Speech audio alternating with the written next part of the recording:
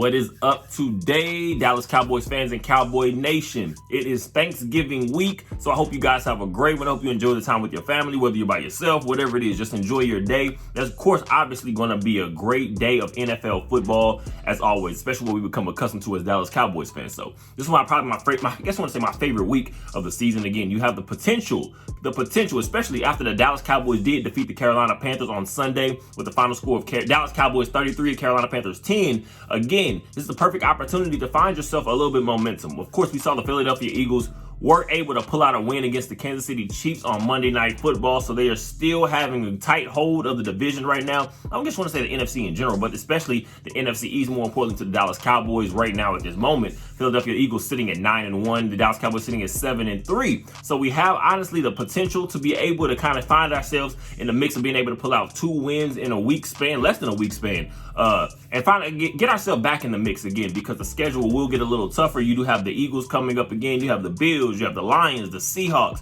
the Miami Dolphins. So we're going to be able to kind of get ourselves, I guess, hit a springboard for this team, maybe going into the rest of the regular season. And pulling out a win against the Washington Commanders will be a big start to that. Hopefully the Dallas Cowboys are coming out locked, loaded, ready to go. Because again, this is now what you need to be doing if you're going to I guess you want to say look up and want to be able to call yourselves one of the better teams in the league, but especially in the NFC, you're going to be able to have to take care of teams that you have much more talent than, and that is nothing new in this game especially. But it also is an NFC East rivalry game. We know throughout the history of Washington and the Dallas Cowboys, we're going to be able to see some tough battles sometimes, because again, you're talking about division rivals, teams that kind of have an idea of what the others like to do to a certain extent, because of course, obviously division games, you get to play each other twice a season. So the Dallas Cowboys now face off against the Washington Commanders on Thursday. Let's talk about it just a little bit. The 7-3 Dallas Cowboys will be facing off against the 4-7 Washington Commanders on Thanksgiving Day. Again, the Dallas Cowboys are sitting at 4-0 home record. So that is usually where we've seen this team find the most success. I don't know if it's just a mental thing. I don't know if it just happens to be a coincidence, but the Dallas Cowboys, when we're playing at home, this team has played very well. Not too many slip-ups or anything. Again, we could talk about the opponents that we faced at home. What is it? The New York Giants. Obviously now we're talking about the New York Jets, the New England Patriots. Obviously these are teams that are struggling a little bit, so the Dallas Cowboys took care of business. But it is going to be interesting to see what this team can do against a little bit better competition as the season goes on. But the 4-7 Washington Commanders are coming in with a 3-3 away record. So one thing is for sure, this team is going to take some chances. We're talking about the Washington Commanders. Of course, they obviously now have Eric Bieniemy, former Kansas City Chiefs offensive coordinator, great mind, again, been out there playing again, obviously out there with Andy Reid in Kansas City with in conjunction, obviously the talent that Pat Mahomes is at quarterback. So Eric Bieniemy is obviously going to take some chances. He's going to try to pick his spots. Sam Howell right now is sitting here with the NFL league passing leader in yardage, at least, I believe 3,038, something like that. Was it 18-12 touchdown to interception ratio? One thing is for sure, when you're watching the Washington Commanders play, they're going to take some chances. So with this pass rush, that's what's going to be the most important calling card for the Dallas Cowboys going to this game. Obviously, we could talk about it every week. We know the name of the game is put up points and stop the other team from scoring. And if you're able to take advantage of some of these opportunities that the Washington Commanders are going to give you, obviously, we saw what DaRon Bland has done and will continue to do, in my belief, because again, this kid is just still growing. It's only his second year in the NFL. We saw now 6 interceptions leading the NFL with interceptions. Obviously, 4 pick sixes already starting the season, 1 away from having the NFL record as such. So I guess so early on in his career, a guy like DaRon Bland is going to be able to find some opportunities to be able to take advantage of a guy that is, I wouldn't call him necessarily a gunslinger per se, but Sam Howell will take some chances. Last season, obviously, Sam Howell helped lead the Commanders to that upset win against the Dallas Cowboys in the last game of the season. I think it was before we went on to play the Tampa Bay Buccaneers, obviously. But so I guess you want to come into this game. Sam Howell has a little bit of confidence again. We talk about NFC East. You know Eric Bieniemy is going to want to be able to put a stamp on a team like the Dallas Cowboys, just because this game is on Thanksgiving. You know all eyes are going to be watching this team. Whether it's to see us win, whether it's to see us lose. It is what it is. That's the name of the game when you're the Dallas Cowboys. So come out here ready to go. Obviously also, when you're talking about Sam Howell, he has been sacked 51 times. I believe that's the league lead in opportunities. So you talking about guys like Micah Parsons, obviously coming off of a 2.5 game sack. You do know, again, you're throwing in guys like Sam Williams, you're throwing in Dorrance Armstrong, obviously the veteran, the wily veteran DeMarcus Lawrence. We're going to be able to take some chances and get after the quarterback a little bit. That's why I'm going to say, personally, in my opinion, this game is going to fall on the pressure that the offense is going to put on the Washington Commanders defense. You're going to be able to have some opportunities because, again, although we do know, I can go back into the defensively again, obviously what I normally call the Terry McLaurin stopper. We can go back into obviously the talent that Terry McLaurin is in the NFL, but especially just for the Washington Commanders, what he is for them as a passing threat. Trayvon Diggs, that's a guy who's always pretty much had some success against a guy like Terry McLaurin. So not having him out there is going to just give us a little bit different look and different opportunities to be able to see what exactly DaRon Bland is going to be. Personally, I can see a little bit of a mix up. I can see us putting a little Stephon Gilmore on him at certain points. I can obviously see DaRon Bland is going to cover him a little bit. Just kind of pick and choose, find some mismatches when you can on the defensive side. But again, if I'm going to go into this game, I'm going to say it's very important for the offense, Dak Prescott and this offense, to put pressure on Washington, because we saw last game, of course, I think the Washington Commanders have a little bit more talent, obviously, than the Panthers at this point. But the Panthers, we put them in lots of 3rd and long situations. That's where you saw lots of problems, especially for a young quarterback like Bryce Young. He was not able to get the ball out when he wanted to because we are being aggressive. That's why I'm going to say the worst teams that you're playing against, on the schedule, your biggest name, and I guess you want to say the calling card, is going to be offensive pressure. If we can go out there and get an early lead against this Washington team, I feel like we're going to be able to kind of coast to the finish line. Again, it is an NFL, so you have to play the entire game. It's a game of inches, play quarter by quarter, but offense is going to be the calling card for this game. Obviously, again, I'm speaking about defense and the pressure I believe the opportunities we're going to be able to put on some guys like the Washington Commanders. But offense, Dak Prescott is going to be his game to show out and shine. Dak Prescott coming into this game, 2,600 passing yards, 19-6 touchdown to interception ratio, 104 passer rating, and 70% completion percentage. Dak Prescott, obviously, we've spoken about it a little bit throughout the weeks as the weeks have gone on. This offense is completely different than what we started with. And it's kind of, to me, I want to say a little unfortunate, because I would like to see where Dak Prescott would be if we were kind of going the same way, I guess, find this approach offensively from the beginning of the season, because maybe that 49ers game doesn't get out of control and out of hand as fast as it does. Maybe we're not finding ourselves even in a situation where a team like the Arizona Cardinals could give us a defeat. But Dak Prescott over this last month, I'm going to say, has played so well. Obviously, going back to the Panthers game, it wasn't anything gaudy. The numbers weren't crazy. They didn't just jump off the board. But Dak Prescott throwing under 200 yards, but 2 touchdowns, no interceptions, no turnovers, just kept control of the game, did what you have to do against the weaker opponent. And I'm going to see us to do the same thing against the Washington Commanders, just to a higher level, because I will say the Panthers, they're not going to force a threat as much as the Washington Commanders will be able to, because the Washington Commanders do have some players, whether you're going to Terry McLaurin, you're talking about Josh Dotson, you're also talking about a guy like Logan Thomas at the tight end position. If he play, I believe he's healthy. So we're going to find some guys like that to be able to have to take some chances. Again, the Washington Commanders can put up some points here and there. We saw them already a few weeks ago, get into a close battle with the Philadelphia Eagles. And again, the Eagles are a team, they're not necessarily blowing people out, but they're finding ways to win games. So the Washington Commanders being able to keep that game as close as long as they did, especially going into the fourth quarter, you have got to come out here ready as the Dallas Cowboys. So Dak Prescott, this is a game I can see him again. We're talking about kind of finding that mix of just being comfortable out there and aggressive. I can see him throwing over 300 yards, 3-4 touchdown passes. This is one of those games we know, especially Mike McCarthy, Brian Schottenheimer, they're going to want to put on a show for the fans themselves. It's Thanksgiving.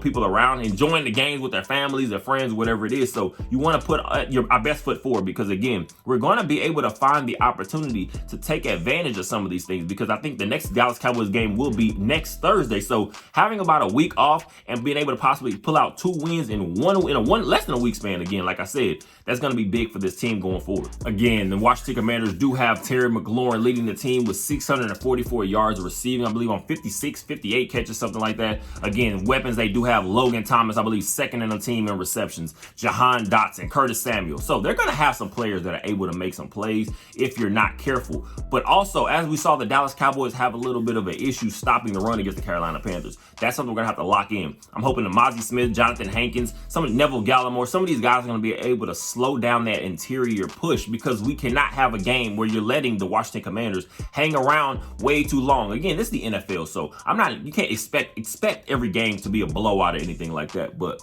you're going to have to be able to control the line of scrimmage. Again, Brian Robinson, they have a running back. Antonio Gibson, they have some players that can catch you off guard if you're not able to, again, just in case you want to say, keep containment and control the line of scrimmage, like I said. So it's going to be big. The linebackers, especially that push. I want to see Damone Clark playing close to the line of scrimmage and being aggressive. This is some of those things we're going to have to see. Obviously, we do not have Leighton Vander Esch for the rest of this season. So a guy, Rashaan Evans, I believe, that we brought in, hopefully, I think this past week he's been brought up from the practice squad. We're going to have to get this guy in the mix. I love what Marquise Bell has done from being able to be converted from that safety to linebacker hybrid type role. But at the end of the day, we saw sometimes a few times in this last Panthers game that being undersized causing some issue when you're talking about going up against and facing off against 300-pound offensive linemen. So I'm gonna hopefully be able to see Rashaan Evans get a little bit more feel and mixing his game. Damone Clark, this should be a good game for him. Hopefully, we've seen him flying around. I believe Damone Clark does lead the team about 66 tackles so far in this season. So continue to control the line of scrimmage. Do a much better job than you did against the Panthers. But again, I'm going to call it maybe a one-off, just for the simple fact we're watching a team so young. They knew they were void of weapons, so they're going to try to keep the game as close to just control the clock as much as they can. So Dallas Cowboys front seven is going to play major dividends in this game, because you want to give opportunities to be able to get some guys like that, like again Deron Bland, the opportunity to take the ball away a little bit. You're able to see Malik Hooker again. This is a guy I always talk about. His name is not always on the stat sheet, and you're not always just hearing his name on commentary, but he's a guy that kind of pretty much is settling as a center fielder. Of course, obviously, you know your J-Ron Curses, you know these guys. So we're going to be able to find ourselves in a mid of, I guess you want to say one thing, a guy I'm actually going to say now, I'm going to say we should keep an eye on is Jordan Lewis.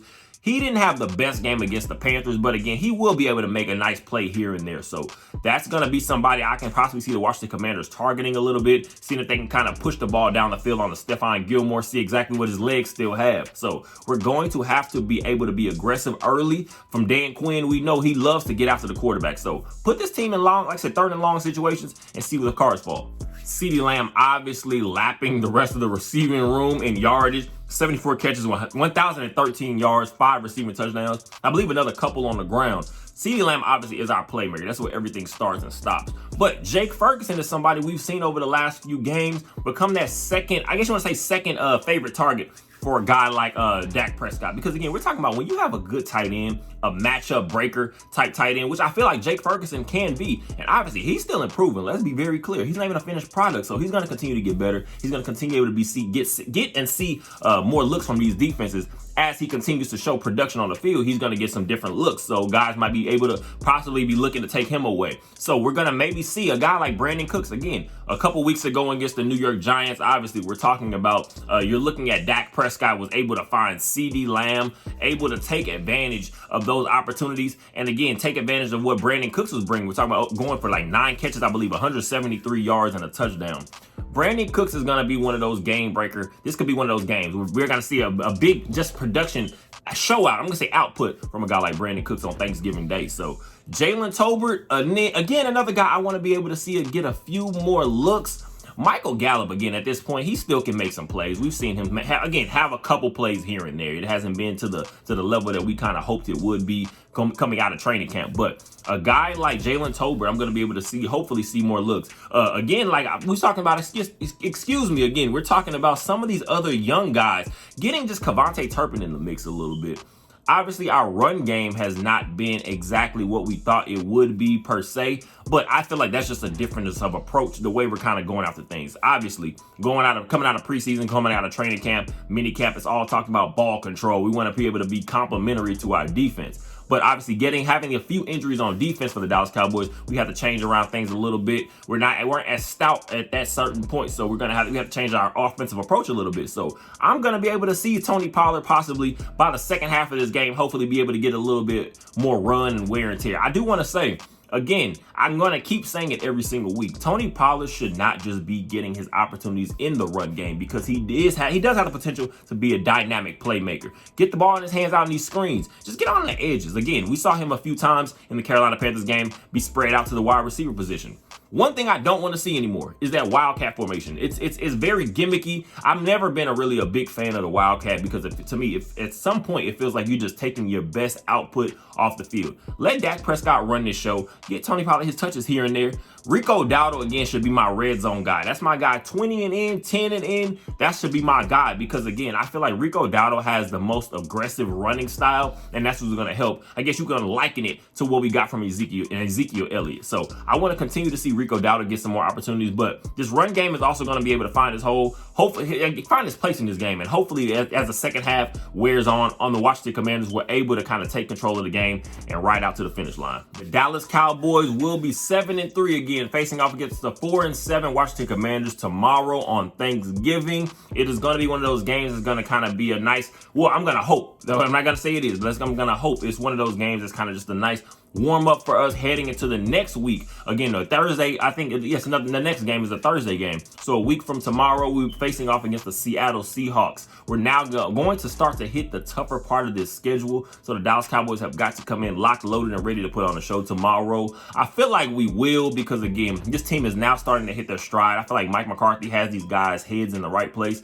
Dak Prescott obviously is showing himself to be a leader, continuing to get better. Obviously, you're now letting CeeDee Lamb show himself to be one of those top receivers in this league. Obviously, you're going to be able to still continue to work your way in this running game. Like I said, it's a work in progress. So the Dallas Cowboys have got to come out locked and loaded, ready. I feel like, of course, obviously, we know what Micah Parsons is going to bring. That pretty much is going to go through the wayside. Again, the joke from the Carolina Panthers game. You see Micah Parsons throwing up on the sidelines. Apparently, he had a different change in his regimen he liked to do before the game. A little bit of, I want to say pre-workout, but it's a little bit of an energy booster. And again, it worked in adverse ways. But obviously, he still had a big game. So you know we have some players that are ready to come out here and shine in front of the bright lights. Hopefully, the Dallas Cowboys are able to take care of business as early as possible. As always, I appreciate you guys. Once again, I hope you enjoy your Thanksgiving with your family, friends, whatever you're doing.